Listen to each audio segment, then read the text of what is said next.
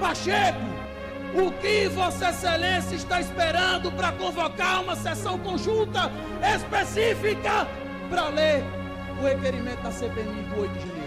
O senhor Luiz Inácio Lula da Silva resolveu agora, além de querer comprar o voto com 60 milhões de cada deputado que retirar o nome da CPMI, ele também agora está dando cargos do segundo escalão. Mas a pergunta que eu quero deixar aqui não é nem para esse sujeito, que é um desgoverno completo. Eu quero perguntar para o senhor Pacheco, que é o presidente do Congresso Nacional, o porquê ainda não foi pautado a CPMI, se nós já temos as assinaturas suficientes. E nós queremos a verdade. Nós queremos, de uma vez por todas, a verdade e acabar com essa palhaçada que está acontecendo no Brasil.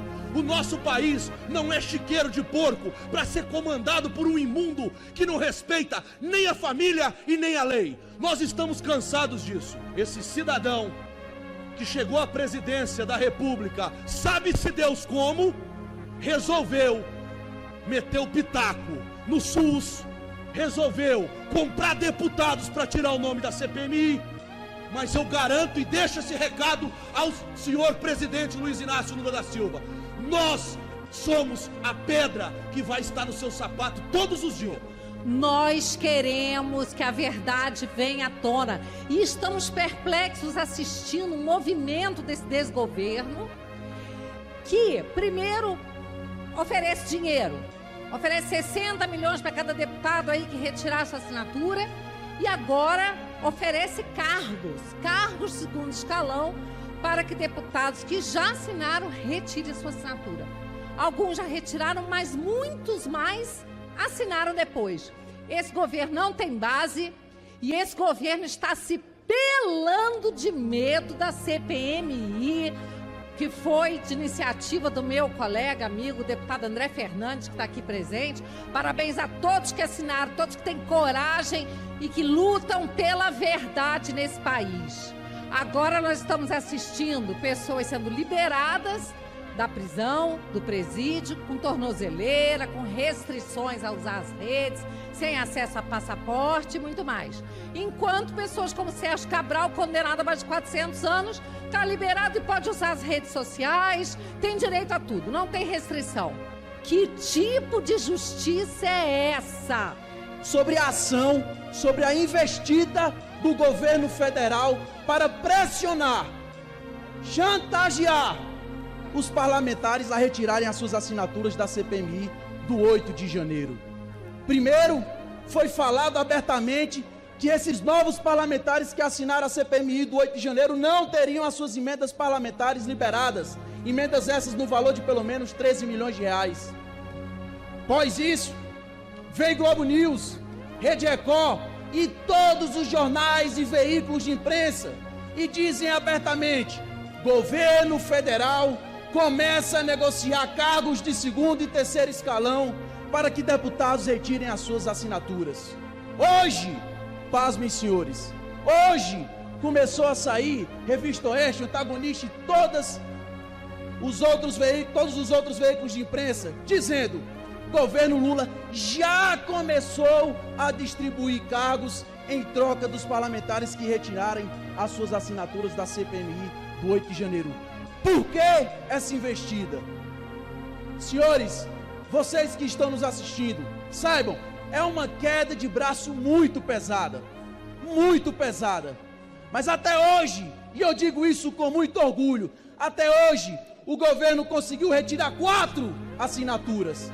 Protocolamos com 189 deputados federais e 33 senadores. Eles conseguiram retirar 4 assinaturas.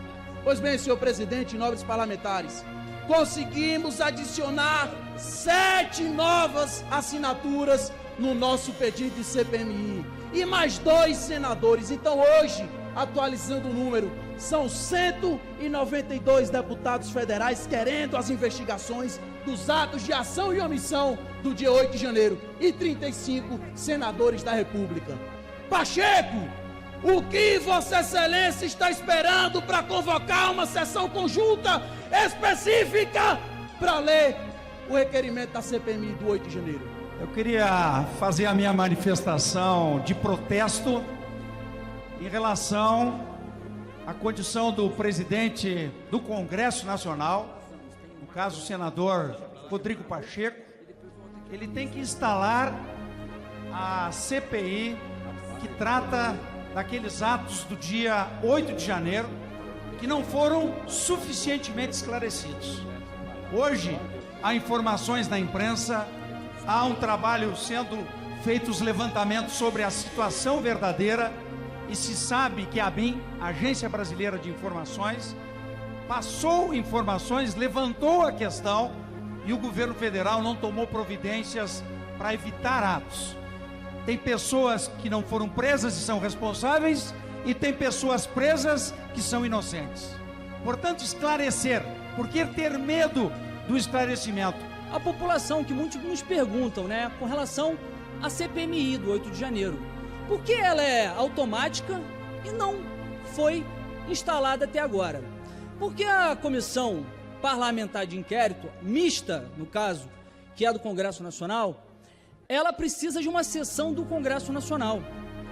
E ela é vinculada, não é discricionária como na Câmara ou no Senado, o que fica a critério do presidente da Casa instalar. No caso da Comissão Parlamentar Mista de Inquérito do 8 de janeiro, ela será instalada. Só que ainda não houve uma sessão do Congresso Nacional para leitura desse protocolo de instalação. Mas nesse período em que não há uma sessão do Congresso Nacional, o que está acontecendo? Lula e seu desgoverno está ganhando tempo para subornar deputados para retirarem as assinaturas. Nós temos até agora 192 assinaturas de deputados, 35 de senadores, eram necessárias 171 de deputados e 27 senadores. 4 retiraram até agora. Mas nós já conseguimos mais 7. Só que eles não estão dando mole. Eles estão oferecendo 60 milhões do orçamento secreto. E essa semana, como divulgou o Estadão, Lula está abrindo a porteira de cargos à União Brasil e MDB para ganhar aliados e barrar a CPI. Eu não entendo que medo é esse que Lula tem dessa CPMI, deputado Alberto Fraga. O que ele tem a esconder? Uma CPMI que vem para apurar a verdade, para esclarecer fatos, para punir vândalos e absolver inocentes, e ver se o governo federal tem negligência, se foi oportunismo para que aquilo acontecesse e fosse uma cortina de fumaça para todos os malfeitos do seu desgoverno, inclusive a milícia do turismo. Dizer da profunda indignação com a omissão do presidente do Congresso Nacional, senador Rodrigo Pacheco, em relação à instalação da CPMI dos atos de 8 de janeiro. Senhor presidente, dos atos e da depredação que precisam ser investigados e punidos, e também das injustiças que eu vi com meus próprios olhos e que precisam ser não apenas corrigidas, como os responsáveis culpabilizados. Senhor presidente, eu quero aqui dar os parabéns ao jornal O Estado de São Paulo, que em alguns momentos sofreu de mim críticas e críticas duras por ter mantido um silêncio obsequioso sobre os abusos de autoridade que vem acontecendo no âmbito do Supremo Tribunal Federal, agora também corroborados por procuradores e subprocuradores do Ministério Público Federal. Quero aqui saudar a jornalista Isabela Alonso Panho, que em uma matéria no Estado de São Paulo desta semana, no dia de hoje, demonstrou cabalmente que denúncias de 8 de janeiro ignoram condutas individuais e têm redação idêntica. E num desvario, senhor presidente, num delírio, diz o subprocurador-geral da República, Carlos Frederico Santos, a este jornal que a jurisprudência admite a narrativa genérica da participação de cada agente. Mas que absurdo! Estão sendo denunciados cidadãos brasileiros com um copia e cola nos presídios da Papuda e da Colmeia.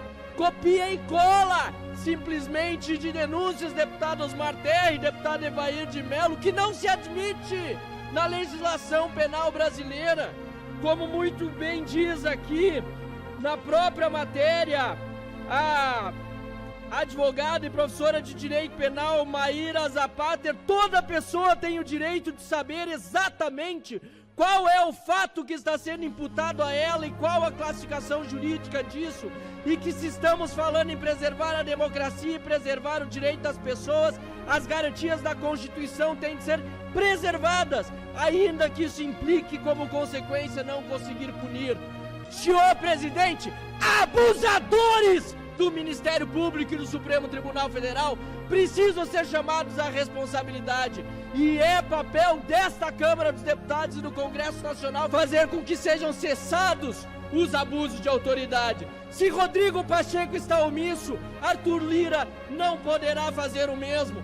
Nós aqui temos a opção de assinarmos a CPI do abuso de autoridade do STF e do TSE, e conclamo os colegas parlamentares, pois faltam pouco menos de 50 assinaturas para que cheguemos ao número de 171 e instalemos aqui a CPI do abuso de autoridade do STF e do TSE. Estranha muito, senhor presidente, que o governo esteja fazendo esse esforço hercúleo para que não saia a CPI, para que não haja apuração dos fatos, que não seja transparente as imagens do que ocorreu dentro dos prédios públicos.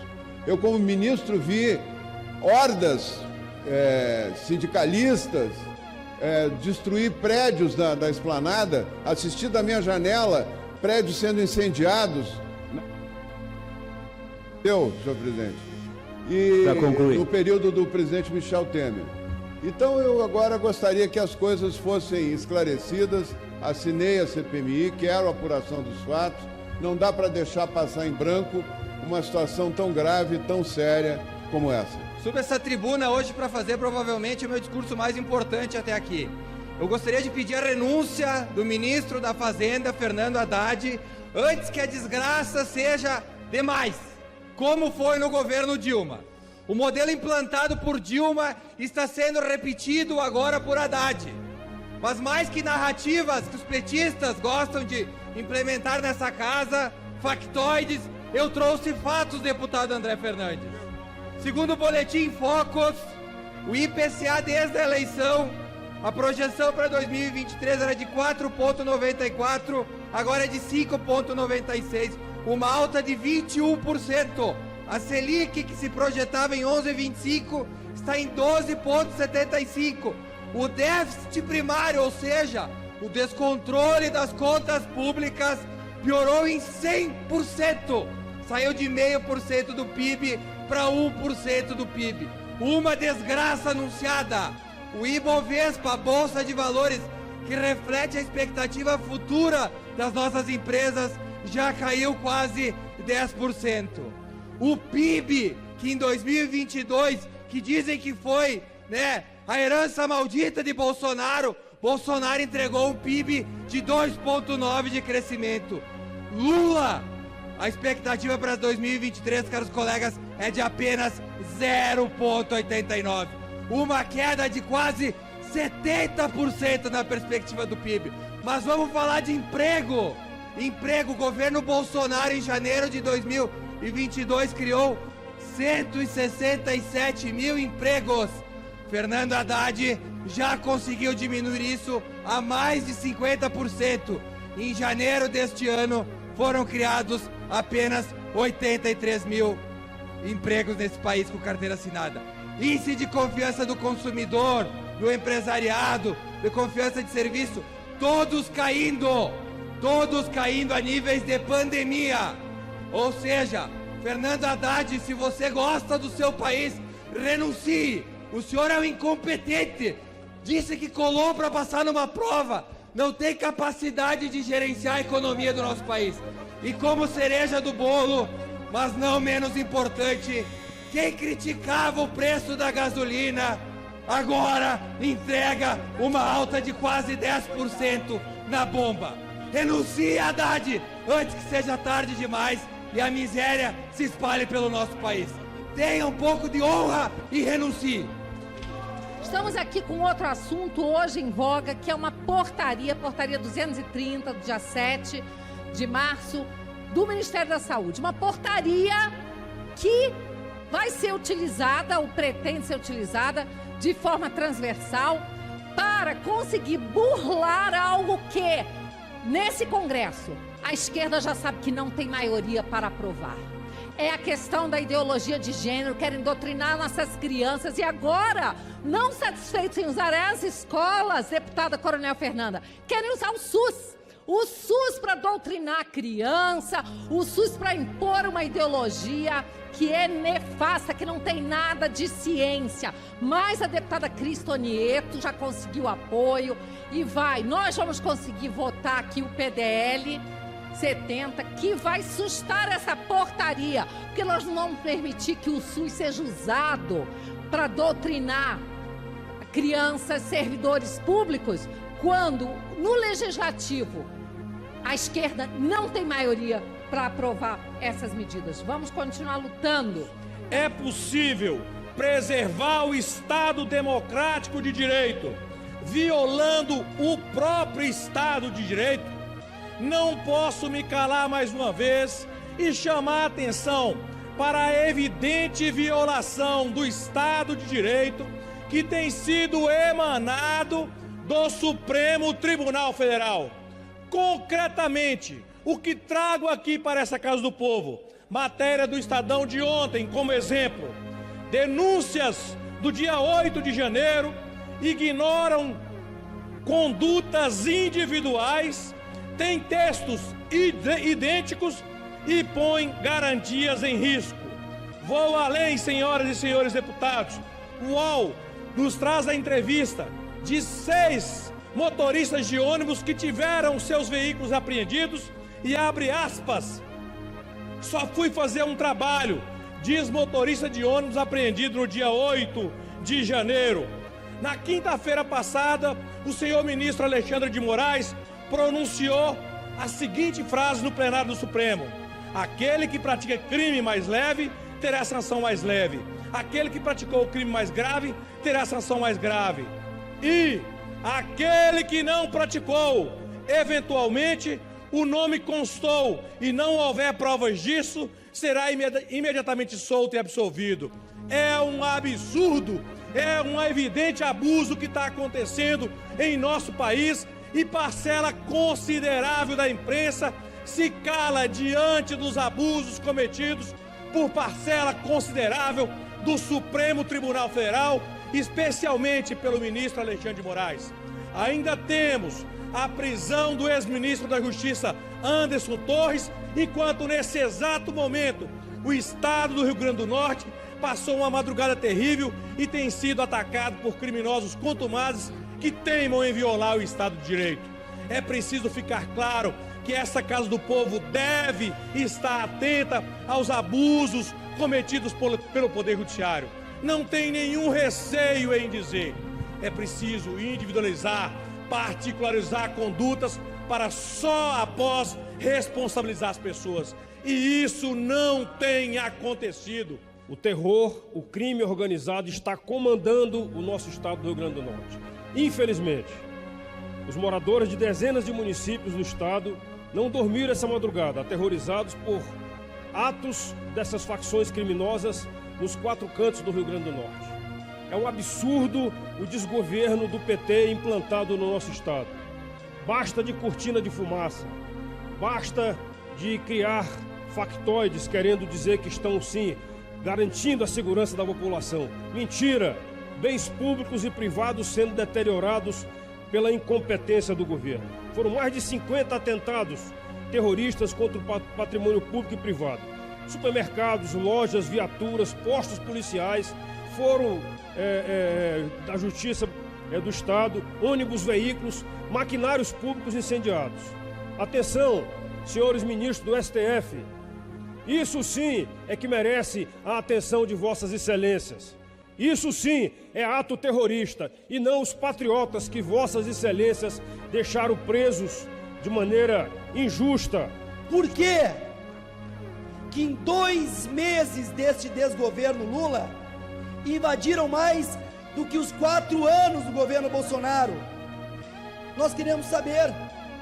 As práticas do MST nós sabemos: violência, destruição de maquinário, de plantações, uso de armamento não cadastrado, sequestro de funcionários. Cadê o governo Paz e Amor? Nós iremos instaurar uma comissão parlamentar de inquérito. Sim, uma CPI, que não é do deputado Tenente Coronel Zucco, do deputado Ricardo Salles, do deputado Kim Kataguiri. Não é uma CPI dos 171 deputados que já estão assinando. É uma CPI do Brasil. Queremos investigar quem são os financiadores que pagam advogados, empresas de ônibus, quais são as ONGs envolvidas, o que esse governo está fazendo ou não está fazendo, porque o governo Bolsonaro, este sim, fez uma reforma agrária. Este fez, entregou 460 mil títulos rurais para pequenos agricultores e assentados. Sim, isso é reforma agrária. Nós temos um compromisso com o agro, que salvou a economia na pandemia. Nós temos um compromisso com a propriedade privada. Nós temos um compromisso com o Estado de Direito. Nós temos um compromisso com a Constituição. Nós temos um compromisso com o Brasil. E esta CPI vai mostrar que esse movimento não é social, e sim criminoso.